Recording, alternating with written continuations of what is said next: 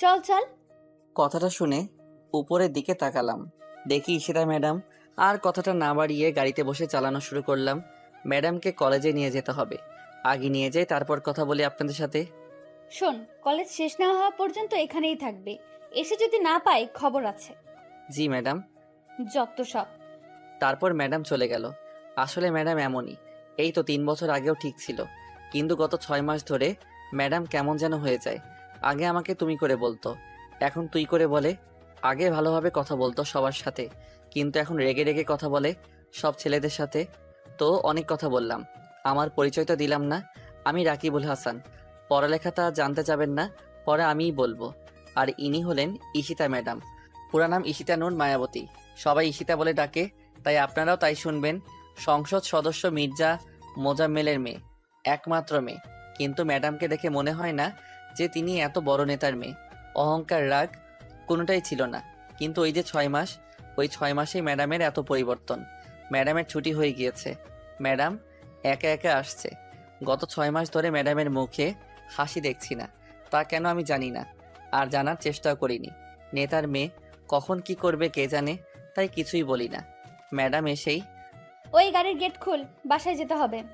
আমি প্রতি উত্তরে কিছু না বলে গাড়ির দরজা খুলে দিলাম। ম্যাডাম বসার পরে দরজা লাগিয়ে আমি ড্রাইভিং করতে লাগলাম। গন্তব্য বাসা। বাসায় এসে পড়েছি। গাড়িটা থামানোর পরে দেখি ম্যাডাম ঘুমিয়ে গিয়েছে। ম্যাডামকে কয়েকবার ডাকলাম কিন্তু উঠলো না। তারপর আমি গাড়ি থেকে নেমে ম্যাডামের দরজার কাছে গিয়ে ডাকলাম, কিন্তু ম্যাডাম উঠছে না। তাই দরজা খুলে ম্যাডামকে ধাক্কা দিলাম। ম্যাডাম, বাসায় এসে পড়েছি। মেয়ে দেখলেই গায়ে ধরতে ইচ্ছে করে না? হুম, তোরা ছেলেরা সব এক, লুচ্চা এক একটা। এই বলে আমাকে ধাক্কা দিয়ে বের হয়ে চলে গেল। আমি শুধু অবাক হয়ে তাকিয়ে রইলাম। কি করলাম আমি? আমাকে শুধু শুধু মারলো। ম্যাডামই তো উঠতেছিল না, তাই তো ম্যাডামকে ডাকলাম, আর ম্যাডাম আমাকে মেরে দিল। আজ আমি গরিব বলে আমাকে মারলো। আমি আর কিছু ভাবলাম না। গাড়িটা ঠিক জায়গায় রেখে আমি গেলাম চাচার কাছে।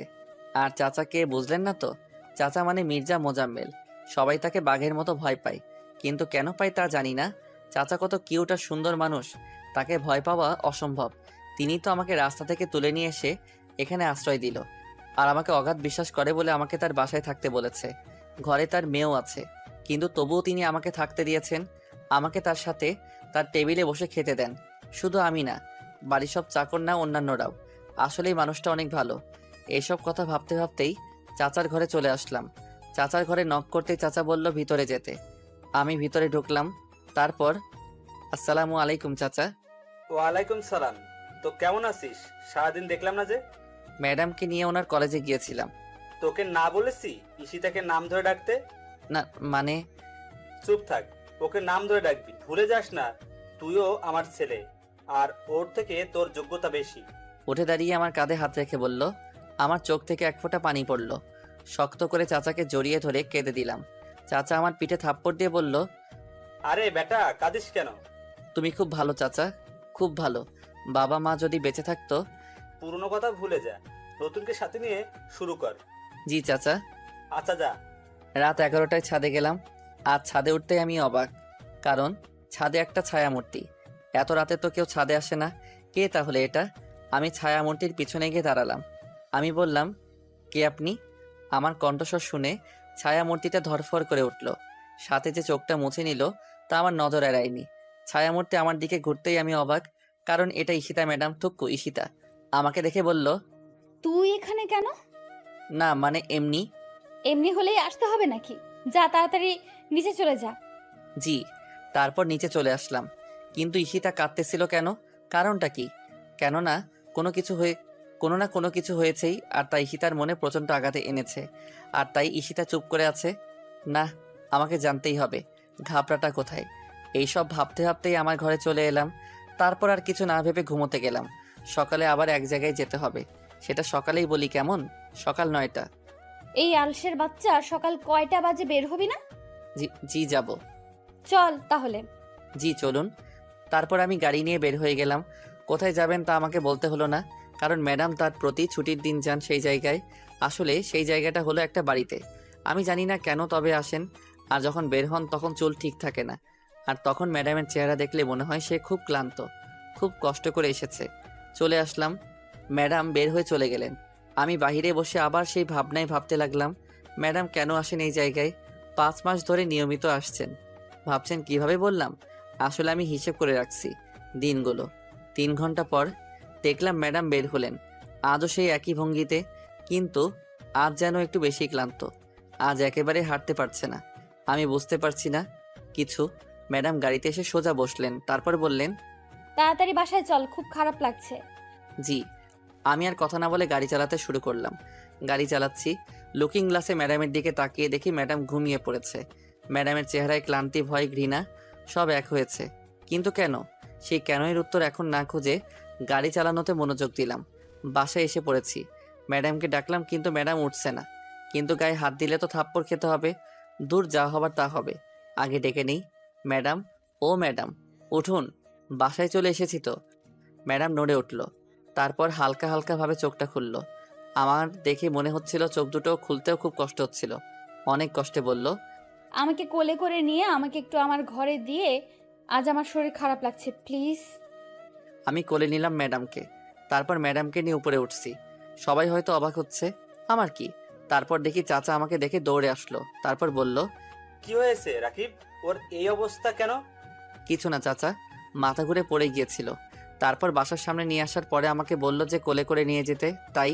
বুঝেছি, আমি ডাক্তারকে আসতে বলছি, তুই ওর কাছে থাক। আচ্ছা। তারপর ম্যাডামকে তার ঘরে নিয়ে শুইয়ে দিলাম। মুখটা কত কিউট লাগছে, কিন্তু কষ্টের ছাপ বোঝা যাচ্ছে। আমি কিছু বুঝতেছি না। মহিলা ডাক্তার আসলো, তারপর ম্যাডামকে দেখলো। ম্যাডামকে দেখার সময় ডাক্তারের চোখগুলো এমন হয়ে গিয়েছিল যেন কি না কি দেখছে। তারপর চাচাকে বলল, ভাই, আমার সাথে তাড়াতাড়ি বাইরে আসুন। জি, চলুন। তারপর চাচা আর ডাক্তার চলে গেল। কিছুক্ষণ পরে চাচা এলো, বেশ গরুগম্ভীর চেহারা নিয়ে। আমার কাছে এসেই বলল, রাকিব, বাবা আমার, সত্যি করে বল না, তোর ম্যাডাম কোথায় গিয়েছিল? তারপর চাচাকে সব বললাম, তবে শুধু আজকেরটাই। তারপর চাচা বলল, জানিস ডাক্তার কি বলেছে? কি? তারপর চাচা যা বলল তা শুনে আমার মাথা ঘুরে গেল। আমি অবাক হয়ে তাকিয়ে রইলাম ম্যাডামের দিকে।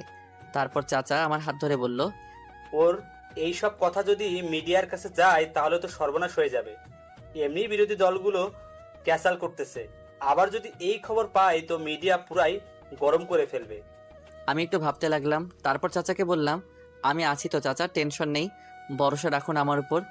তোর আশাতেই আছি, আমার মেয়েটাকে সুস্থ করে তোল। আল্লাহর উপর ভরসা রাখুন।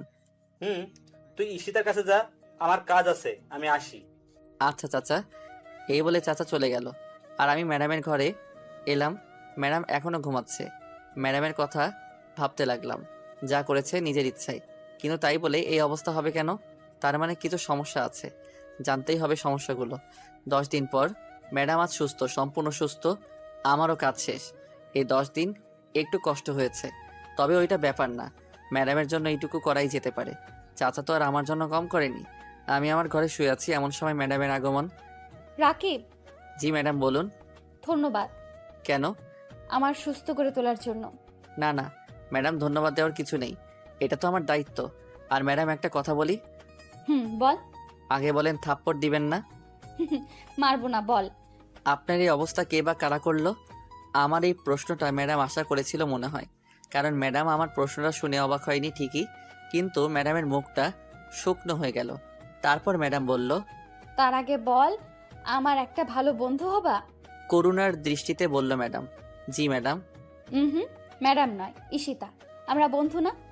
আচ্ছা বাবা, ইশিতাই, এখন বলো। তাহলে শোনো। ম্যাডাম বলতে শুরু করলো, অনার্স প্রথম বর্ষ, কলেজে নতুন। আমার বাবার পরিচয়টা গোপন করে আমি গিয়েছিলাম কলেজটাতে। আমি চাইনি যে আমার বাবার পরিচয়ে সব জায়গায় সুবিধা পেতে, তাই গোপন করা। 6 মাস পর আমার অনেক বন্ধু হয়। সুন্দরী ছিলাম বলে ছেলেরা প্রপোজ করত, কিন্তু রিজেক্ট করতাম। এর মধ্যে লক্ষ্য করলাম একটা ছেলে আমার দিকে ড্যাব ড্যাব করে তাকিয়ে থাকে। আমি তাকালেই মুখটা ঘুরিয়ে নেয়। আমিও অনেক মজা পেতাম বোকা ছেলেটার এই কাণ্ড দেখে। এইভাবেই অনার্স দ্বিতীয় বর্ষে উঠলাম। ছেলেটাকে আমিও ভালোবেসে ফেললাম, কিন্তু ছেলেটা আমাকে কিছুই করে না। প্রতিদিন একটু সেজে যেতাম, কারণ আমি মনে করতাম আজও প্রপোজ করবে, কিন্তু ও করতো না। তবে একদিন হুট করে প্রপোজ করে ফেলে। আমিও অবাক হয়ে যাই। আমিও রাজি ছিলাম বলে প্রপোজটা অ্যাকসেপ্ট করে নিই। শেয়ারিং, কেয়ারিং, ঘুরোঘুরি, আড্ডা সব মিলিয়ে ভালোই ছিলাম। ওর বন্ধুরা যখন ভাবি বলে ডাকতো তখন খুব লজ্জা লাগতো। তারপর এখন থেকে 8 মাস আগে একদিন রাতে আমাকে বলে, ঈশিতা, আমি আর থাকতে পারছি না। সবাই সবার জিএফের সাথে কত কিছু করে, চুমু খায়, আরও কত কি, আর তুমি কিছুই করতে দাও না। দেখো সালমান, বিয়ের আগে এগুলো ঠিক না। আমি জানি না, হয় তুমি আমার সাথে রুমডেট করবা, না হলে তোমার রাস্তা তুমি মাপতে পারো। সেই দিন ও ফোনটা কেটে দেয়। ও ফোন কেটে দেওয়ার পর আমি অনেক কান্না করি, অনেক, খুব ভালোবাসতাম ওকে। আমাদের রিলেশনের কথা সবাই জানতো। আমি ফ্রেন্ডদের ওর কথা বলি, ওরা কিছু বলে না, আর ও আর ফোন দেয় না, আর আমিও না। এইভাবে 1 মাস কেটে যায়। একদিন আমার বান্ধবীরা বাসায় আড্ডার আয়োজন করে। আমি আড্ডার জন্য পাগল ছিলাম, তাই চলে যাই ওদের বাসায়। ওদের বাসায় সেই দিন কেউ ছিল না, শুধু আমার বান্ধবীরা 2 জন ছিল। আড্ডার ফাঁকে ফাঁকে চা, কফি, রান্না সবই চলছিল। আমি রান্না পারতাম বলে ওরা আমাকে রান্না করতে দেয়। আমি রান্না শেষ করে ফ্রেশ হয়ে এসে দেখি ওরা খাবার প্লেটে বেড়ে ফেলেছে। আমার জন্যও বেড়েছিল। আমি খাবারটা খাওয়ার কিছুক্ষণ পরেই আমার মাথাটা ঘুরতে লাগলো। তারপর আর কিছু মনে ছিল না। যখন চোখ খুললাম তখন দেখি সাকিব আমার মুখের উপর তাকিয়ে আছে। আমি ভয় পেয়ে তাকাতেই বলে, আজ কই যাবি?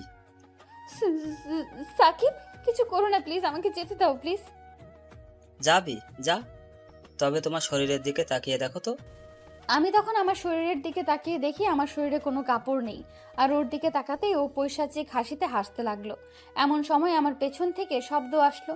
আমি তাকাতেই দেখি সাকিবের আরো কিছু বন্ধু, ওরাও আমার দিকে তাকিয়ে আছে। জানো, আমার না মরে যেতে ইচ্ছে হচ্ছিল। ও আমাকে তখন বলল যে, এতক্ষণ আমার সাথে করেছিস, আর ওরা ভিডিও করেছে, আর এখন যদি ওদের সাথে না করিস তাহলে এই ভিডিওটা বুঝতেই তো পারছিস। তারপর থেকে আজ 6 মাস ধরে এই ভিডিও এর ভয় দেখিয়ে ওর কত বন্ধুদের যে নিয়ে এসেছে তার হিসাব নেই। কলেজে যখন যাই ওর বন্ধুরা আমাকে খুব খারাপ খারাপ কথা বলে, গালি দেয়। আমার না সহ্য হয় না, কিছু বলি না ভিডিওর কারণে। আর কাল ওরা অনেকেই ছিল, আর তারপর এই অবস্থা। রাকিব, আমি মুক্তি চাই, প্লিজ আমাকে মুক্ত করো। আমি আর পারছি না। আমি আর বলতে পারলো না, আমাকে শক্ত করে জড়িয়ে ধরে কাঁদতে লাগলো। আর আমি কি বলবো তার উত্তর খুঁজতেছিলাম। যে ভালোবাসে একটা মেয়েকে, সে কিভাবে এই কাজ করতে পারে, এমন নোংরা কাজ?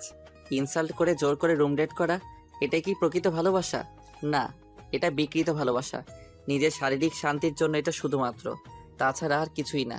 ধিক্কার জানাই তাদের। রাকিব, জি ম্যাডাম। আমার প্রতি ঘৃণা হচ্ছে তাই না? ছি ছি, কি বলেন? আমি জানি তো, আর ঘৃণা করলেও আমার কিছু যায় আসে না, কারণ 6টা মাস ধরে আমাকে গালি শুনতে হচ্ছে। কলেজে তো মা গালিটা ছাড়া কথাই বলে না, ইনফ্যাক্ট আর বলবেও না। আমি তো আর ওদের কাছ থেকে মুক্তি পাবো না। ওরা আমাকে, আমার পুরো জীবন আমাকে কুকুরের মতো লাঞ্ছনা করে যাবে, আমাকে নষ্ট করবে। জানো রাকিব, আমি না তবুও চাই সাকিব ভালো থাকুক, ভালোভাবে বাঁচুক, সুন্দর একটা মেয়েকে বিয়ে করুক। আমাকে তো করবে না, নষ্ট মেয়ে। জানো রাকিব, ওকে না কেন যেন ঘৃণা করতে পারি না। কেন পারি না তা আমি জানি না। হয়তো ভালোবাসি বলে। আত্মহত্যা মহাপাপ, তাই করিনি। তা না হলে কবেই যে মরে যেতাম। আব্বুকে বলতে পারি না, কারণ আব্বুর কলিজা আমি। আব্বু যদি জানে তাহলে মরে যাবে। আমি মুক্তি চাই রাকিব, প্লিজ আমাকে মুক্ত করে দাও। আমি আর পারছি না এভাবে থাকতে। Please Rakib, please. আমি বরাবরের মতো শুধু শুনেছিলাম, আমার কিছু বলার নেই। মেয়েটা কতটা ভালোবাসে ছেলেটাকে, যে ছেলেটা ওর এত বড় ক্ষতিটা করার পরও চাই ছেলেটা ভালো থাকুক। এটাই কি প্রকৃত ভালোবাসা? কি হলো রাকিব, বলো আমাকে মুক্তির ব্যবস্থা করতে। এই সব কথা শুনে আমি ম্যাডামের চোখের দিকে তাকালাম। চোখ দুইটা কতদিন ঘুমায় না, শান্তিতে ঘুমাতে পারে না। কত রাগী চোখগুলো যেন আহত, ব্যথিত, যন্ত্রণার অসহ্যকর গ্লানি বই নিয়ে যেতে পারছে না। কিন্তু আমি কিভাবে ম্যাডামকে মুক্ত করব একটু ভাবলাম, আর পেয়েও গেলাম। তারপর বললাম, মুক্তি চান? হুম। যা বলবো তা করতে পারবেন? পারবো নাকি পারবো না তা পরের হিসাব, আগে বলো তারপর। তারপর ম্যাডাম বলল, এটা করলে বেশি হয়ে যাবে না? না, আমি যা বলেছি সেটাই। আচ্ছা। আর ওদের ছবিগুলো নিয়ে আসেন, যারা সবার প্রথমে ছিল, আর সেই 2টা মেয়েরও। কেন? কাজ আছে, নিয়ে আসুন। আরে বাবা, আনছি, এত রেগে বলার কি আছে। যান আগে। তারপর ম্যাডাম চলে গেল। আমি ভাবতে লাগলাম কি করব, আর চাচাকে বলবো, কারণ যেই কাজটা করব তাতে চাচার সাহায্য লাগবে। একটু পর ম্যাডাম এসে ছবিগুলো দিয়ে গেল। আমি ছবিগুলো নিয়ে চাচার ঘরে গেলাম। চাচা, আসবো? আরে আয় আয়, তোর আবার অনুমতি লাগে নাকি? তারপর ভিতরে গেলাম। তারপর কথা বললাম না, আমার কথা না বলা দেখে চাচা বলল, কিরে কি হলো, কেউ কিছু বলেছে? না তাহলে? চাচা, তোমাকে একটা গল্প বলবো, তারপর মতামত জানাবা। আচ্ছা বল। তারপর ম্যাডামের সাথে ঘটনাগুলো পুরোটা বললাম। বলা শেষ হবে, তারপর চাচার দিকে তাকিয়ে দেখি তার চোখেও পানি। তারপর চাচা বলল, মতামত না, কি বলবো? আমি এমন জায়গায় যদি আমি হতাম তাহলে শোনার সাথে সাথে ছেলেগুলোকে মেরে ফেলতাম, আর কষ্ট দিয়ে। যে ছেলেটা সবার আগে অভিনয় করেছে তাকে হাতুড়ি দিয়ে বাড়ি দিয়ে মেরে ফেলা উচিত, আর বাকিগুলোকে মেরেই ফেলতাম। আচ্ছা, আর একটা কথা বল আমাকে, কি চাচা? এটা কি গল্প না বাস্তব? বাস্তব, আর আমি প্রতিশোধ নিতে চাই। কিভাবে? তুমি যেভাবে বললা, বলো না চাচা, আমাকে সাহায্য করবা। করব, কিন্তু যার ঘটনা বললি তাকে দেখবি না। কিন্তু পরে? তুই এটা করতে চাস মানলাম, কিন্তু তোর কিছু লাগবে না। কিছু লাগবে মানে কি চাচা, বুঝলাম না তো। আয় আমার সাথে, আর হাসিব জিনিস নিয়ে আয়। তারপর চাচা আমাকে একটা রুমে নিয়ে গেল। হাসির কাপড়ে পেঁচানো একটা কিছু নিয়ে আসলো। তারপর চাচাকে দিল। চাচা কাপড়টা সরাতেই দেখি একটা রিভলভার। চাচা আমার দিকে তাকিয়ে হয়তো আমার অবস্থাটা বুঝতে পারছে, তাই মুচকি মুচকি হাসছে। তারপর আমার কাছে এসে বলল, নে এটা নে। কি হবে এটা দিয়ে?" এটা দিয়ে ওদের শেষ করবি, কিন্তু ওদের এক গুলিতেও মারলে হবে না।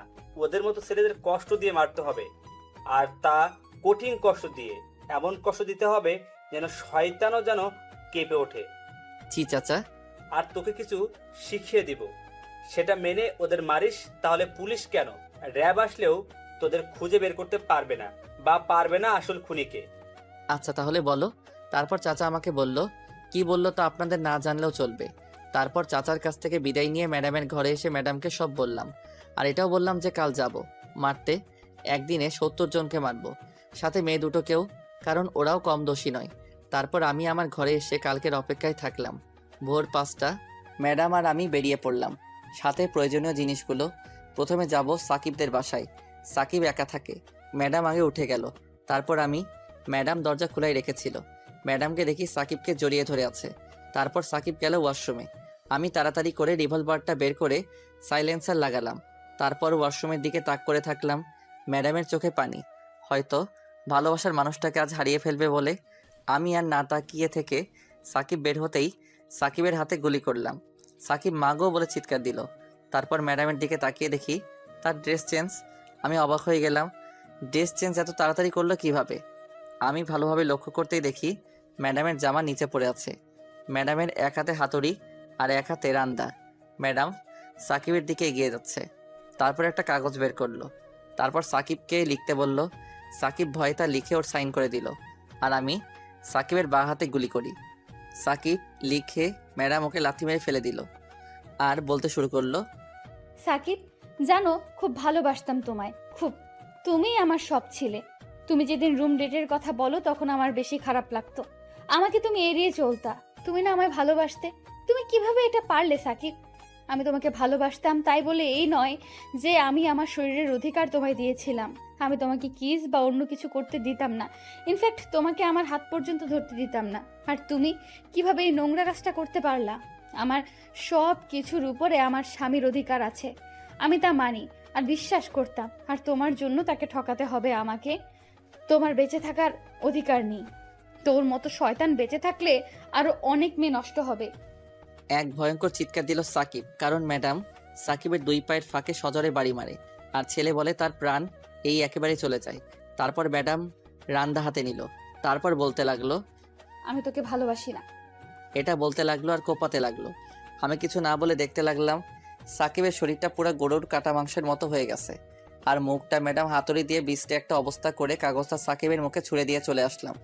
আর কাগজে লেখা ছিল আমি ধর্ষক। এভাবে 70 জনকে শেষ করলাম, সাথে ওই মেয়ে দুটোকেও। মেয়ে দুটোকে আরও কষ্ট দিয়ে মেরেছে ম্যাডাম। আর ভিডিওগুলো উদ্ধার করে বাসায় ফিরছি। ম্যাডাম আমাকে জড়িয়ে ধরে আছে আর কান্না করছে। আমি কান্নার কারণটা বুঝতে পারছি, তাই কিছু বলছি না। আমিও সময়ের সাথে তাল মিলাতে ম্যাডামকে জড়িয়ে ধরলাম। ম্যাডাম কিছু বলল না, তবে কান্নার বেগ বেড়ে গেল। আমরা বাসায় এসে পড়েছি। ম্যাডাম কোনো কথা না বলে দৌড়ে বাড়ির ভিতরে চলে গেল। আমিও আমার ঘরে এসে একটু ঘুমাতে চেষ্টা করলাম আর ঘুমিয়ে পড়লাম। ঘুম ভেঙে গেল কেন তা জানি না। একটা অপরাধবোধ জেগে উঠছে মনের মধ্যে। অন্যরকম একটা ফিল, তা ভাষায় বোঝানো যাবে না। আমি আর না ভেবে ফ্রেশ হতে গেলাম। ফ্রেশ হয়ে এসে চাচার ঘরে গেলাম। চাচার জিনিসগুলো তো দিতে হবে, তাই চাচার ঘরে গেলাম। চাচা আসবো? হুম, রাকিব আয়। চাচা এই যে তোমার রিভলভার আর বুলেটগুলো নাও। আরে আরে কি করছিস? আমি এইগুলো নিয়েছি তোকে নেওয়ার জন্য নাকি? তাহলে? আরে পাগল, এইগুলা হলো এখনকার নিরাপত্তার জিনিস। রাখ এগুলা তোর কাছে। আর এইটা রাখ, এটা হলো লাইসেন্স। এটা দেখালে পুলিশ তোকে ধরবে না যদি দেখে। ও আচ্ছা। আচ্ছা রাকিব, একটা সত্যি কথা বলবি? কি চাচা? তুই আজ কার জন্য প্রতিশোধটা নিলি? সেটা জানা কি খুব জরুরি? হ্যাঁ। ঈশিতার। চাচা পানির গ্লাস নিয়ে পানি খেতে নিয়েছিল। ধূপ করে চাচার হাতের পানির গ্লাসটা পড়ে গেল। কারণ চাচা চমকে গিয়েছিল। কারণ কোনো বাবা যদি তার মেয়ের এইরকম বাজে একটা হ্যারাসমেন্টের কথা শুনে তাহলে চমকাবেই। কারণ মেয়ে বাবাকে আর বাবা মেয়েকে সবচেয়ে বেশি ভালোবাসে। চাচা আমার দিকে তাকিয়ে আছে।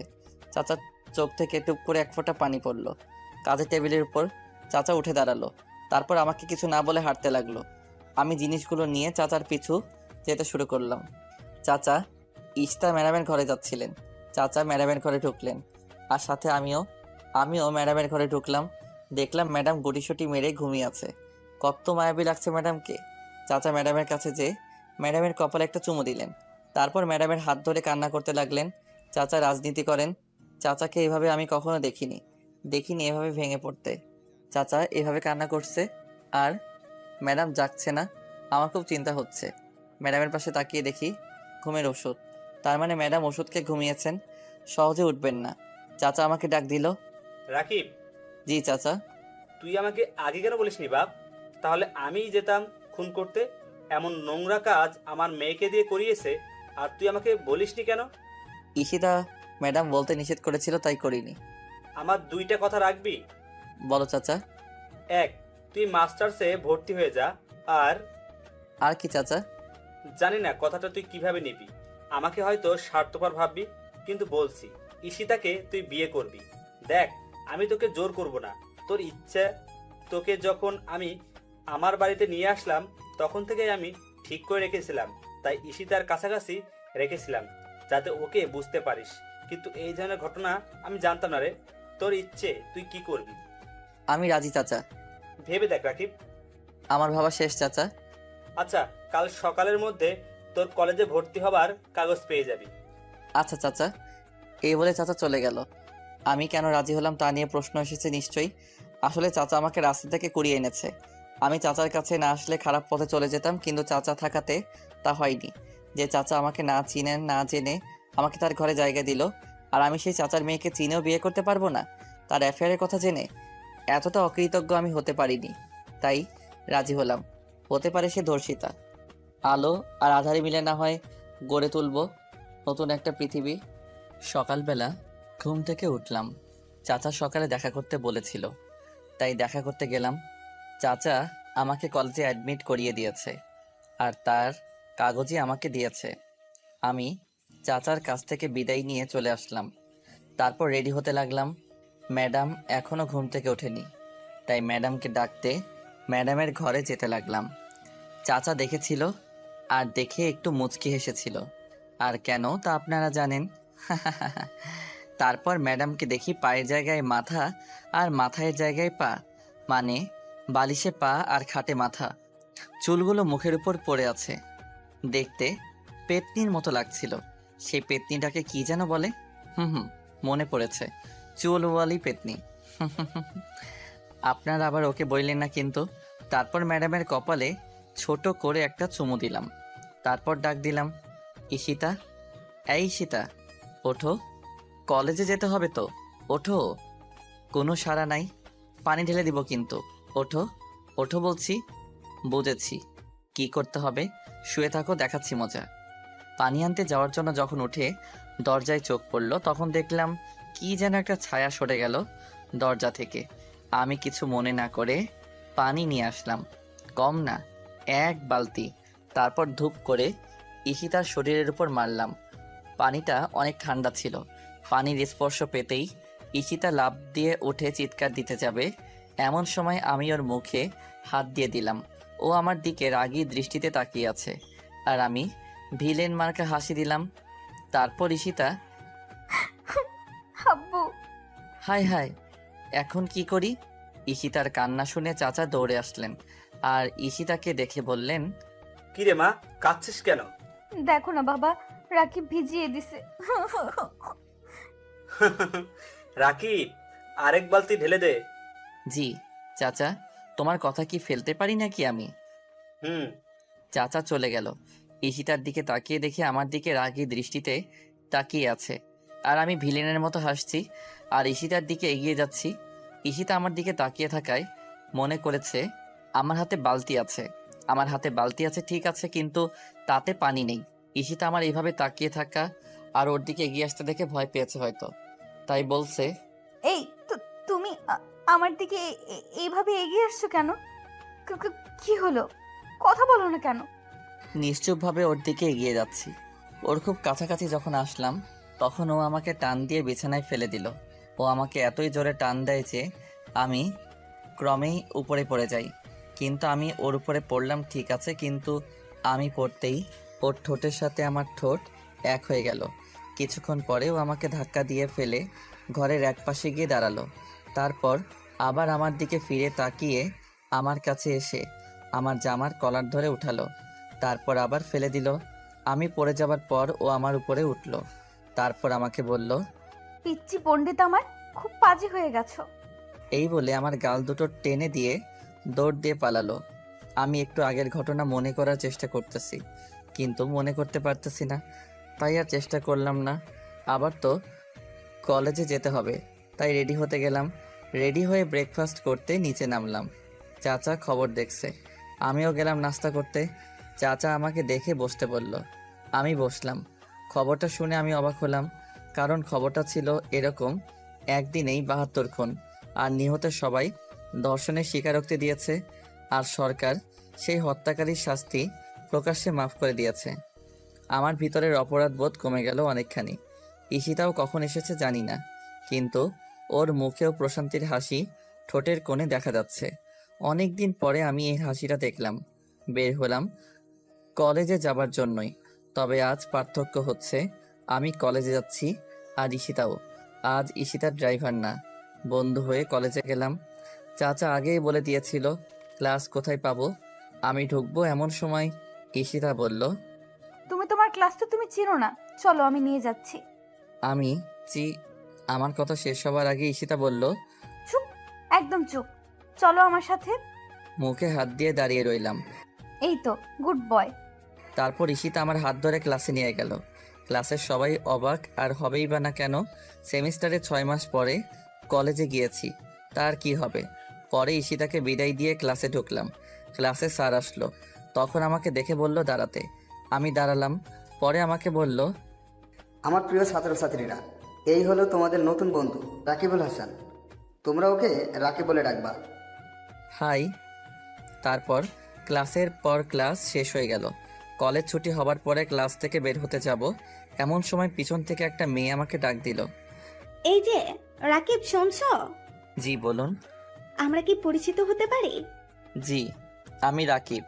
আমি রাইসা, আমরা তো ক্লাসমেট। তুমি করে বলি? আপনি বলতে পারেন, কিন্তু আমি তুমি করে বলতে পারবো না। কেন? এমনি। ও, আমরা কি বন্ধু হতে পারি? ঠিক আছে, এখন বাই। ওকে, ধন্যবাদ, বাই।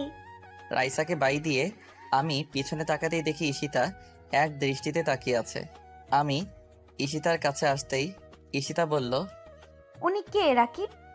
আমার বন্ধু, আমার সাথে ওনার মাত্র বন্ধুত্ব হলো। ও, চলো বাসায় যাওয়া যাক। অবশ্যই। তারপর ঈশিতা আর আমি বাসায় চলে আসলাম। বাসায় এসে খেয়ে একটু ঘুমালাম। তারপর ঘুম থেকে উঠে গল্প লিখতে শুরু করলাম।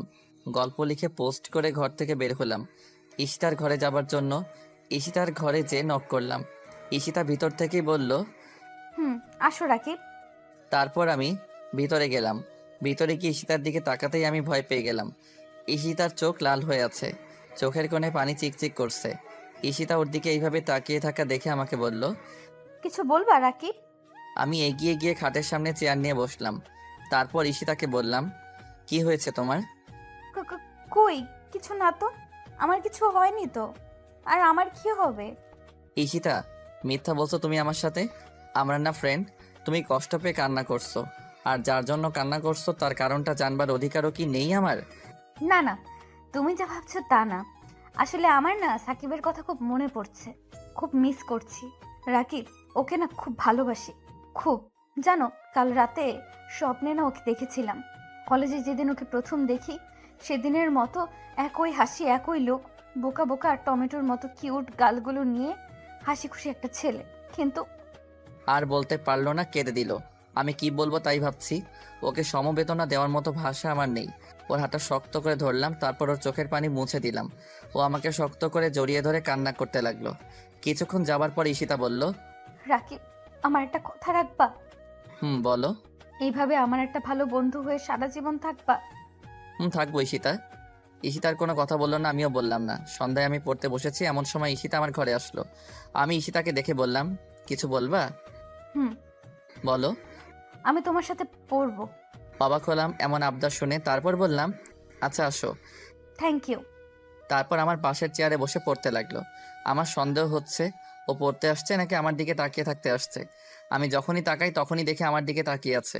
একটু পরে ঈশিতা আমাকে বলল, রাকিব, কি? এই পরোটা বোঝায় দাও। আচ্ছা দাও দেখি। এই যে এটা। তারপর আমি বইয়ের দিকে তাকিয়ে বোঝাতে লাগলাম। আমি বোঝাচ্ছি আর ও আমার দিকে হা করে তাকিয়ে আছে। এভাবে তাকিয়ে থাকতে দেখে আমার একটু রাগ হলো, তাই বললাম, এই তোমার সমস্যা কি? তুমি পড়া বাদ দিয়ে আমার দিকে তাকিয়ে আছো কেন? এই, তুমি আমাকে বকা দিলা? হুম হুম হুম হুম, তোমার সাথে আড়ি। তুমি পচা, আমাকে বকা দাও। উহুহুহু। বাচ্চাদের মতো কান্না করতে করতে আমার ঘর থেকে চলে গেল। মেয়েটা আসলেই কেমন যেন, একটু পাগলি পাগলি। রাতে খাবার খেতে টেবিলে গেলাম।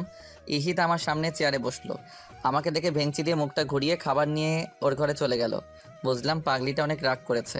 আমি খাবার খেয়ে ঘরে গেলাম। রাত 2টা। ঘর থেকে বের হলাম ছাদে যাব বলে। গভীর রাতে শহরের বাতাসটা ভালো লাগে, গায়ে শিহরণ ধরিয়ে দেয় বাতাসটা। ঢাকার এই সময়টায় সমস্ত নিস্তব্ধতা চলে আসে মনে। এক অন্যরকম অনুভূতি, সুখ সুখ অনুভূতি, যা সবাই চায়। আমিও নেই, রোজ রাতে নেই জোনাকি পোকার ঝিঝি ডাক আর বাদুরের ছোটাছুটি দেখতে খুব ভালো লাগে। আমি ছাদে দাঁড়িয়ে আছি, এমন সময় কারোর পায়ের আওয়াজ শুনলাম। আমি পিছনে তাকাতেই দেখি ঈশিতা আসছে। ঈশিতা উঠতেই আমাকে দেখলো, তারপর ছাদের অন্য পাশে গিয়ে দাঁড়ালো। রাগ কমেনি, রাগ আমাকে ভাঙাতেই হবে, তাই আমিও গেলাম। ঈশিতার কাছে যে বললাম, ঈশিতা আমি সরি, প্লিজ মাফ করে দাও প্লিজ। দুই মাত্র শর্তে মাফ করতে পারি। সব শর্ত মানবো, বলো। 1, আমি যখনই বলবো তখনই আমাকে কোলে নিতে হবে। 2, আমাকে পাপ্পি দিতে হবে।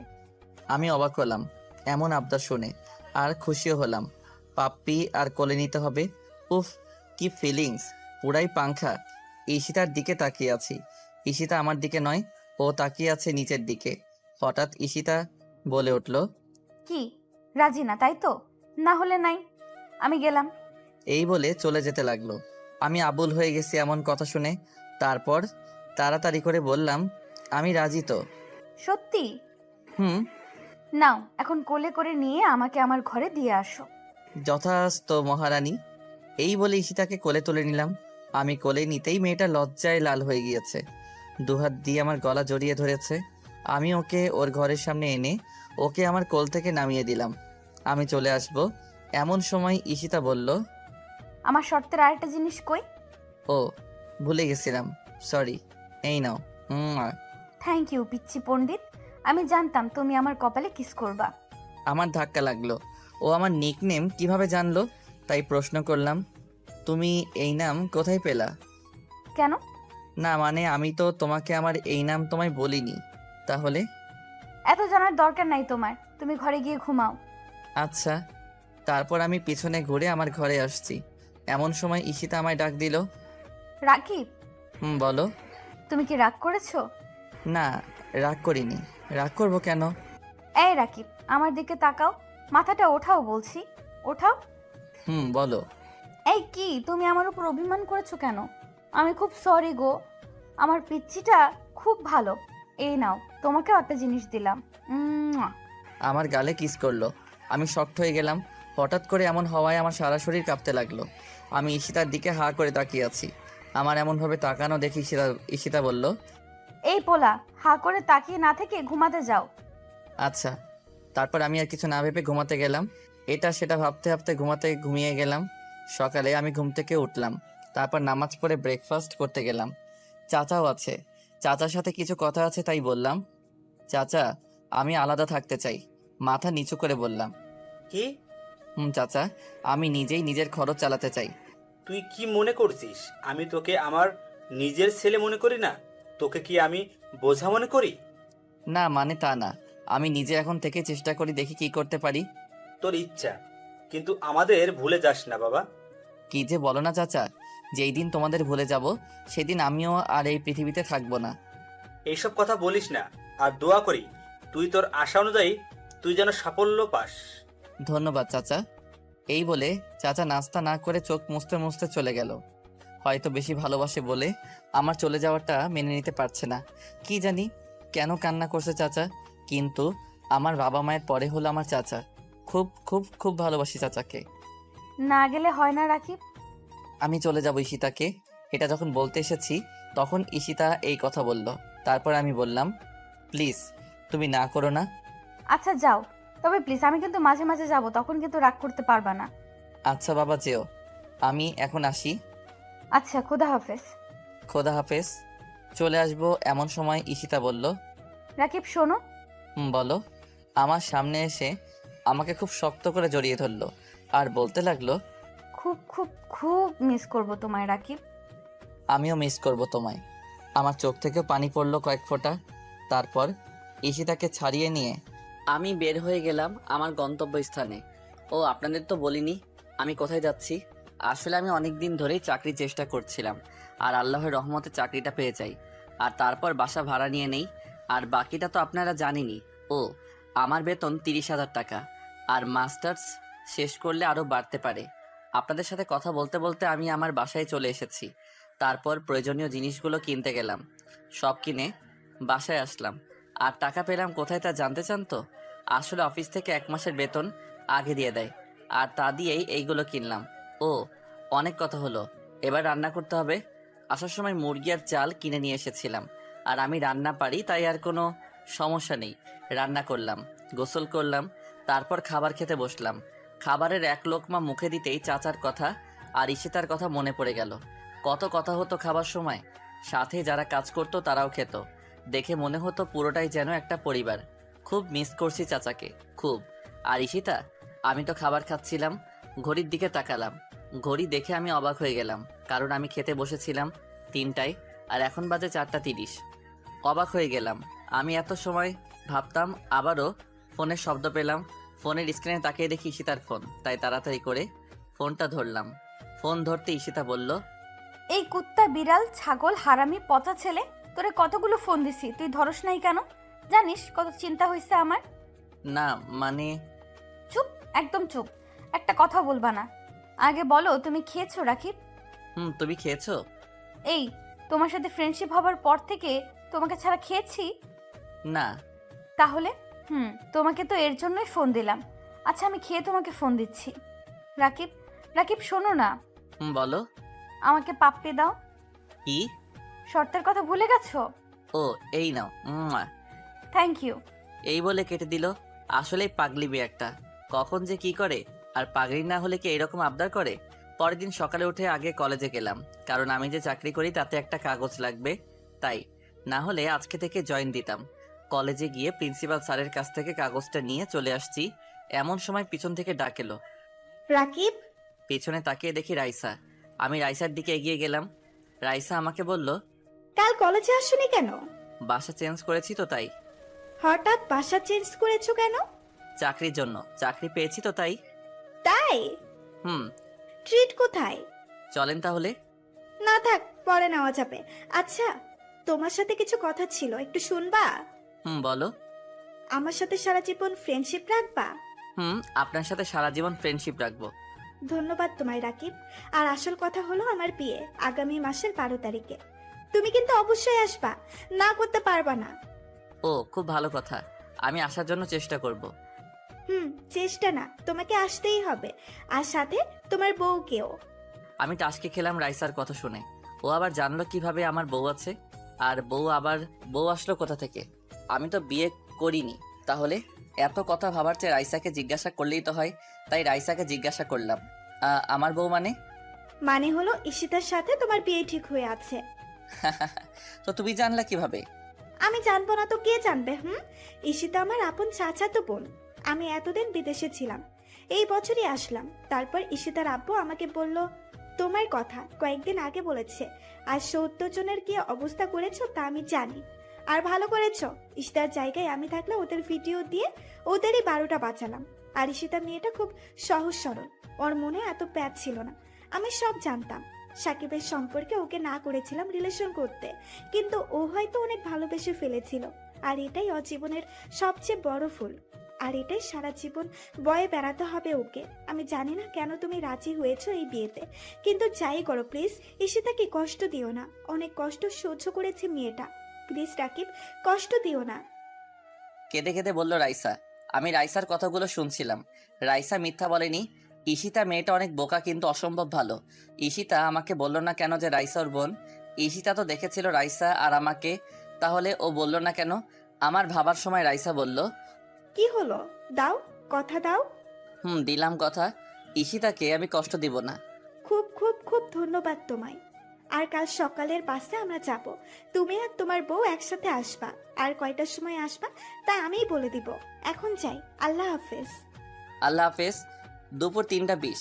কফি বানিয়ে নিয়ে বারান্দায় আসলাম। ব্যস্ত নগরী, রাস্তাঘাট একটু শান্ত লাগছে। রাস্তায় গাড়ির এত চাপ নেই। গাড়িগুলো ছুটে চলছে আপন গতিতে নির্দিষ্ট গন্তব্যস্থলে।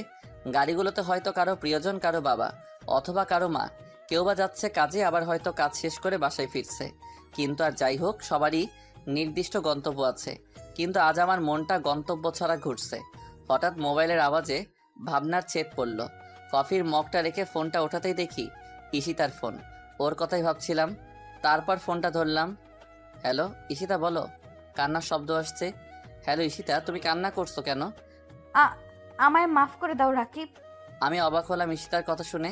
ও তো কিছু করেনি, তাহলে মাপ চাচ্ছে কেন? কিছু বললাম না, শুধু বললাম, কেন? আমি তোমায় মিথ্যা বলেছি।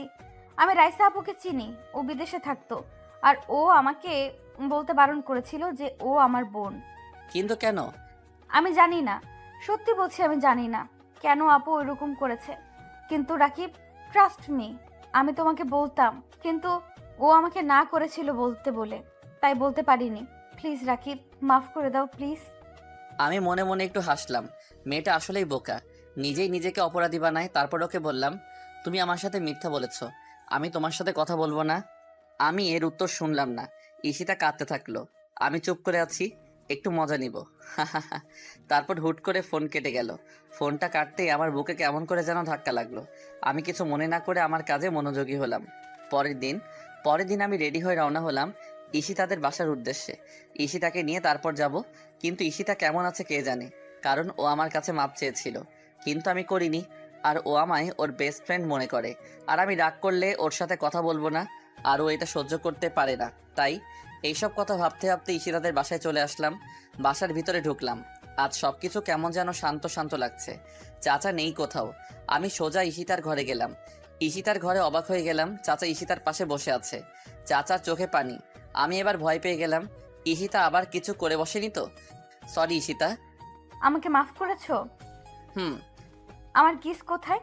কতদিন দাও না, দাও কিস দাও। বাচ্চাদের মতো আবদার করে গাল পেতে দিল। হয়েছে? হুম, না হয়নি, মাত্র তো একটা। আর কাল যে অপরাধ করেছো তার জন্য আরো দিতে হবে। ইস, নিজে মনে হয় কিছুই করনি, তুমিও অপরাধ করেছো। ও তাই, তাহলে এই নাও। আমার ঠোঁটে কিস করলো। আমি আমার গায়ে 420 ভোল্টের মতো শক্ট লাগলো, আর সাথে টাসকি খেয়ে গেলাম। ঈশিতা কিস করার কথা গালে, কিন্তু ও করলো ঠোঁটে। তার মানে রাইসার কথাই সত্যি হয়। ব্যাপারটা বুঝতে হবে। তারপর ঈশিতার দিকে তাকালাম। ও লজ্জায় লাল হয়ে নিচের দিকে তাকিয়ে আছে। ওর গাল দুটো লাল টমেটোর মতো হয়ে গিয়েছে। বিনোদন পাচ্ছিলাম আমি। তারপর হঠাৎ আমি আসতে পারি? তাকিয়ে দেখি চাচা খাবার নিয়ে দরজার সামনে খাবারের প্লেট হাতে নিয়ে দাঁড়িয়ে। তারপর আমি বললাম, আরে চাচা, তুমি এসো, ভিতরে এসো। খাবারটা নে, আর এই টাকাগুলো রাখ। তুই তো মাত্র চাকরি পেলি, হাত তো আর টাকা নেই। এইগুলো রাখ, আর ফেরত দেওয়ার চেষ্টা করলে মার খাবি। আচ্ছা। আর সাবধানে যাবি। আচ্ছা চাচা। আসি রে মা, ভালো থাকিস। আচ্ছা বাবা, তুমিও ভালো থেকো। আচ্ছা, খোদা হাফেজ। খোদা হাফেজ। তারপর চাচা চলে গেল। চাচা চলে যেতে ঈশিতা বলল, রাকিব, খুব ক্ষুধা লেগেছে তো। হাত ধুয়ে এসো। তুমি হাত খাও। কেন? আরে, আমি কাটা বাছতে পারি না তো, যদি কাটা গলায় ঢুকে যায় তখন। ও, তাও তো ঠিক। যাও, হাত ধুয়ে এসে আমাকে খাইয়ে দাও। তারপর প্লেট রেখে আমি হাত ধুতে গেলাম। হাত ধুয়ে এসে ঈশিতাকে খাইয়ে দিতে লাগলাম। ওই, তোমার কতক্ষণ লাগবে? 50 মিনিট তো হয়ে গেল। আর একটু। ধুর বাবা, এতক্ষণ যে কি করে কে জানে। তারপর অপেক্ষা করতে লাগলাম। পাক্কা 50 মিনিট হয়ে গেল, মহারানীর কোনো খবর নেই। তারপর 10 মিনিট পরে মহারানী বের হলো। ঈশিতাকে দেখে আমি আবার ক্রাশ নামক বাস খেলাম। ঈশিতা একটা কালো শাড়ি পরেছে আর মেকআপ করেনি। তাহলে এত দেরি হলো কেন? তাই একটু জিজ্ঞাসা করলাম, তোমার এত দেরি হলো কেন? দেরি হলো মানে? মানে সাজলা না, কিন্তু এত দেরি হলো কেন? আর আমি শাড়ি পরতে পারি না, আর ইউটিউব দেখে পড়তেই তো এত দেরি হলো। ও চলো তাহলে। চলো। তারপর আমরা বাস স্ট্যান্ডে গেলাম। গিয়ে দেখি রাইসা অপেক্ষা করছে। তারপর আমরা বাসে উঠলাম। আমি আর ঈশিতা, রাইসা আর তার বাবা। ওর বাবা কেন আসলো বুঝলাম না। আমি আর ঈশিতা এক সিটে যাচ্ছি। যেতে যেতে কাল সকাল হয়ে যাবে। আমি বাসে ঘুমিয়ে পড়লাম। ঘুম থেকে উঠতেই আমি অবাক হয়ে গেলাম, কারণ আমি ঈশিতাকে জড়িয়ে ধরে আছি আর ঈশিতা আমাকে। তারপর ঈশিতাকে ছাড়িয়ে নিলাম। ঈশিতাকে ছাড়াতে ঈশিতা জেগে গেল। ঈশিতা আমাকে বলল, পানি খাবো রাকিব, পানি দাও। তারপর ব্যাগ থেকে পানি বের করে ঈশিতাকে দিলাম। ঈশিতা পানি খেয়ে আমাকে আবার জড়িয়ে ধরলো। আমি পানির বোতল রাখতে যাব এমন সময় ঈশিতা আমাকে টান দিয়ে বসিয়ে বলল, এই দেখ, আবার যদি উঠিস তাহলে মার খাবি কুত্তা, চুপচাপ বসে থাক। আচ্ছা। ঈশিতা রেগে গিয়েছে, তাই আর কিছু বললাম না, বসে পড়লাম। আর ঈশিতাও আমায় জড়িয়ে ধরলো। ঈশিতার শরীর থেকে একটা মিষ্টি আসছে, সেই গন্ধ আমাকে। পরের দিন সকাল 10টায় রাইসার ডাকে ঘুম ভাঙলো। ঘুম থেকে উঠতে রাইসা বলল, আমরা এসে পড়েছি। তাই ঈশিতাকে ঘুম থেকে জাগিয়ে তোলে বাস থেকে নামলাম। তারপর ঈশিতার মুখ ধুয়ে দিয়ে আমার মুখও ধুলাম। পরে রাইসা অটোতে করে ওদের বাসায় নিয়ে এলো। বাসায় ঢুকে সবার সাথে পরিচিত হলাম। তারপর রাইসা আমাকে আর ঈশিতাকে পাশাপাশি আলাদা রুম দেখিয়ে দিল। তারপর ঘরে এসে ফ্রেশ হয়ে নিলাম। পরে একটা ঘুম দিলাম। তারপর হঠাৎ পানির ছিটা আমার মুখে পড়ায় আমার ঘুম ভেঙে গেল। তারপর তাকাতেই আমি অবাক হয়ে গেলাম। ঈশিতার শাড়ি চেঞ্জ করেছে, মিষ্টি রঙের একটা শাড়ি আর হালকা মেকআপ। এক কথায় মিষ্টি মেয়েটাকে মিষ্টি পরীর মতো লাগছিল। আমার এইভাবে তাকিয়ে থাকা দেখে হয়তো ও লজ্জা পাচ্ছিল, তাই আবার আমার মুখে পানি মেরে দৌড়ে পালালো। আমি একটু হাসলাম। মেয়েটা একদিনে কেমন করে চাঞ্চল্য হয়ে গিয়েছে, ভালোই লাগছে। ফ্রেশ হয়ে বাইরে বের হলাম। কাল গায়ে হলুদ, তাই আজ সব কিছু গোছাবার তোড়জোড় চলছে। আমি আনন্দের সহকারিতা উপভোগ করতে লাগলাম। আস্তে আস্তে বিয়ের দিন এসে পড়ল। রাইসা আর তার বর আবিরের বিয়ে হয়ে গেল। বিয়েতে যখন রাইসা কবুল নামক 3 গোল্ডেন ওয়ার্ডস বলছিল, তখন ওর চোখে পানি দেখেছিলাম। হয়তো চিন্তা করছিল ছেলেটা কেমন, বিয়ের পরে ওর সাথে ম্যাচ করবে কিনা, বা ছেলেটা ভালো হবে কিনা। অবশ্য আমি আমার সোর্স আর মাধ্যমে খবর নিয়েছিলাম ছেলেটা ভালো, শুধু ভালো না খুব ভালো। সেটা অবশ্য রাইসাকে বলেছিলাম, কিন্তু নিজের তো চিন্তা হয়, তাই হয়তো করছিল। বিয়ে শেষ হয়ে গেল, রাইসাকে নিয়ে চলে গিয়েছে। যাওয়ার সময় রাইসা শুধু এতটুকুই বলেছিল আমাকে, ঈশিতার চোখের এক ফোঁটা পানিও যেন মাটিতে না পড়ে, আর যদি পড়ে তাহলে দেখো কি করি আমি তখন এমন করলাম যে রাইসা কান্নার মাঝেও হেসে দিয়েছিল। এমনকি শুধু রাইসা না, যারা যারা এখানে ছিল তারা আমাদের কথা না শুনলেও আমার মুখ দেখেও হেসে দিয়েছিল। তারপর রাইসা ঈশিতার কানে কানে কি যেন বলল, তারপর চলে গেল। রাইসার বিয়ের একদিন পর আমরাও চলে আসলাম। তারপর থেকে আবার সেই পুরনো রুটিনে চলতে লাগলাম। সপ্তাহে একদিন কলেজে যাবা, ঈশিতার সাথে ঘোরা, রাতে কথা বলা, মেসেজিং করব, শেয়ারিং কেয়ারিং, মজা মাস্তি আড্ডা, এইভাবে চলে গেল 2টা বছর। 2 বছর পর আজ অফিসে যাওয়ার জন্য বের হব, এমন সময় ফোন বেজে উঠল। ফোনটা তুলে দেখি চাচার ফোন। তারপর ফোনটা ধরলাম। আসসালামু আলাইকুম চাচা। ওয়ালাইকুম। তো 2 বছর তো হয়ে গেল, কি ভুলে গেলি নাকি? না চাচা, ভুলি নাই, মনে আছে। হারামজাদা, চাচা না বাবা বলবি, বাবা। আচ্ছা, বাবা বাবা বাবা। আজ রাতে বিয়ে বড় করে করব না, বাসায় কাজে ডেকে বিয়ে পড়াবো আর এতিমখানার মসজিদে মিলাদ পড়িয়ে দিব। চাচা, এটা ভালোই হবে। আবার চাচা? না থুক্কু বাবা। আল্লাহ হাফেজ। আল্লাহ হাফেজ। ফোনটা কেটে দিলাম। চাচার প্রতি সম্মান আমার আবার বেড়ে গেল, কারণ চাচা লোক খাওয়ানোর মতো অযথা টাকা নষ্ট করার চেয়ে এতিমখানে দিচ্ছে। স্যালিউট চাচা। বিয়েটা হয়ে গেল। ঈশিতাকে নিয়ে আমার বাসায় আসলাম। আর ভাবছেন ঈশিতা আগে থেকে জানতো? আসলে তা না, ঈশিতাকে চাচা তুক্কু বাবা বলেছিল আজকেই। আমি জানি ঈশিতা আমায় ভালোবাসে, তাই না করবে না। কিন্তু ঈশিতাকে বাবা অনেক কষ্টে রাজি করিয়েছিল। ঈশিতা যখন রাজি হচ্ছিল না, তখন বাবা নাকি বলেছিল যে 2 বছর আগে থেকেই ঠিক করা। তখন নাকি ঈশিতা রাগী গলায় বলেছিল আমি রাজি, আর রাকিবের খবর আছে। বাবা আমাকে এই নিয়ে সাবধান করেছিল। ঈশিতার কিছু বান্ধবী এসেছিল ঈশিতার সাথে। তারা ঈশিতার সাথে কথা বলা শেষ করে যাবার সময় আমাকে বলল, বিড়ালকে আপনার মারতে হবে না, আজকে বিড়ালে আপনাকে মেরে দিবে। এই বলে ওরা হাসতে হাসতে চলে গেল। আমি ওদের এই কথার মানে ভালোভাবেই বুঝতে পেরেছি। তারপর আমি আমার বাসর ঘর আজ আমার জন্য জমের ঘর বললেও ক্ষতি নেই। ঈশিতা যেইভাবে ফায়ার হয়ে আছে, তাতে করে ফায়ার সার্ভিস এসেও ওর আগুন নিভাতে পারবে কিনা সন্দেহ আছে। তারপর ঢুকলাম, ঢুকতেই আমি অবাক, এ কি বউ কই? আমার পাশে তাকাতেই দেখি ঈশিতা আর্জেন্টিনার জার্সি আর ট্রাউজার পরেছে, আর ট্রাউজারটাও হাঁটু পর্যন্ত। ওকে এই অবস্থায় দেখে আমার নিজেরও লজ্জা লাগছিল। আমাকে দেখেনি, আর যখন আমাকে দেখলো তখন বলল, ওই কি হইছে, এমন ভাবে তাকিয়েছিস কেন? বাবু হইছে থুক্কু, কিছু না। বাবু কোথায়? এখনো হইলই না আবার বাবু। আর তোর কপালটা আজ ভালো যে আর্জেন্টিনার খেলা আছে, না হলে তোর খবর ছিল। যাই হোক, এখন লক্ষ্মী ছেলের মতো আইসক্রিম এনে দে, খাবো আর খেলা দেখবো। রাত 1টা বাজে, আইসক্রিম কোথায় বাবা? কি রাত 1টা? খেলা তো শেষ। আব্বু, খেলা শেষ, আমাকে আগে বললো না কেন? আমার মনে ছিল না তো, সরি। তুমি ইচ্ছা করে বলনি। সত্যি বলছি, আমিও তো আর্জেন্টিনা সাপোর্টার। আর কাল তো রিপিট দিবেই, তখন না হয় দেখে নিব। তুমি চুপ থাকো, একটা কথাও বলবা না। আমার ক্ষুধা লেগেছে, বিরিয়ানি আন আর আইসক্রিম আনো। বিরিয়ানির সাথে আইসক্রিম? যাও। আচ্ছা। আইসক্রিম তো ফ্রিজে অনেক আছে, আর আসার সময় বিরিয়ানির প্যাকেটও এনেছি, বেঁচে গেলাম। তারপর আইসক্রিম আর বিরিয়ানির প্যাকেট নিয়ে ঘরে গেলাম। ঘরে যে একটু শব্দ করতে ঈশিতা ভয়ে চিৎকার দিয়ে উঠলো। তারপর আমাকে দেখে বলল, তো তুমি এত তাড়াতাড়ি কিভাবে আসলা? নিচে যাব কেন? বাসায় তো সব ছিল। তা আগে আনবা না? আরো কত ক্ষুধা লেগেছে, সারাদিন রাগে কিছুই খাইনি। আমি আর কথা না বলে বাড়িয়ে দিলাম খাবারগুলো। ঈশিতা টপাটপ খেতে শুরু করলো। আমি যে তাকিয়ে তাকিয়ে হাসছি তার কোনো খেয়াল নেই। হঠাৎ খাওয়া থামিয়ে আমার দিকে তাকালো। আমি সাথে সাথে হাসি বন্ধ করে দিলাম, না হলে খবর আছে। কিন্তু ও মনে হয় দেখে ফেলেছে। আমার দিকে চোখ বড় বড় করে তাকিয়ে বলল, তুমি খাবা না? হুম। কখন? তুমি খেয়ে নাও তারপর। না, তা হবে না, এখন থেকে আমরা একসাথে খাবো। আচ্ছা।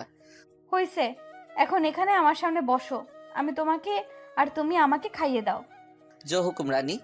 তারপর ঈশিতা আমাকে আর আমি ঈশিতাকে খাইয়ে দিলাম। খাওয়া শেষ করার পর ঈশিতা গেল প্লেট ধুতে। আমি অবশ্য না করেছিলাম, কিন্তু শোনেনি, প্লেট ধুতে যাবেই। প্লেট ধুয়ে ঈশিতা ঘরে আসলো, তারপর মাথাও ওড়না দিল। আমি আগে থেকে দাঁড়িয়েছিলাম। ঈশিতা আমাকে সালাম করলো। আমি ওকে উঠাতেই ও আমাকে শক্ত করে জড়িয়ে ধরলো আর কাঁদতে লাগলো। আমি ওর কান্না দেখে ওকে বললাম, কাঁদছো কেন? তুমি আমাকে কেন বিয়ে করলে রাকিব? তুমি আরো ভালো মেয়ে পেতে, কেন নিজের জীবনটা নষ্ট করলা? কেন? ভালোবাসি বলে। ভালোবাসো কেন? কি আছে আমার? তোমায় দেবার মতো কিছু নেই আমার মাঝে। আছে, তোমার ওই মনটা আছে, ওই চোখগুলো আছে, ওই মায়াবী চোখের মায়াবিনীকে চাই। তোমার মিষ্টি মনটা চাই, আমার তোমাতে চাই। আমার রাজ্যের রানীর জায়গাটা খালি তো, তুমি এসে পূর্ণ করো সেই জায়গা। তোমায় ছাড়া যে সেখানকার অধিকার আর কারো নেই সীতা। ভালোবাসি, ভালোবাসি বলেই তোমাকে চাই। মন পিঞ্জিরায় খুব যতনে সাজিয়েছি তোমায়। ভালোবাসি। আমাকে কষ্ট দিবে না তো? আমাকে অনেকগুলো ভালোবাসবা তো? কষ্ট দিব না, আর এতগুলো ভালোবাসবো তোমায়। ভালোবাসি তোমায় রাকিব। আমিও ভালোবাসি তোমায় ঈশিতা। আমিও জড়িয়ে নিলাম ঈশিতাকে আমার ভালোবাসার চাদরে।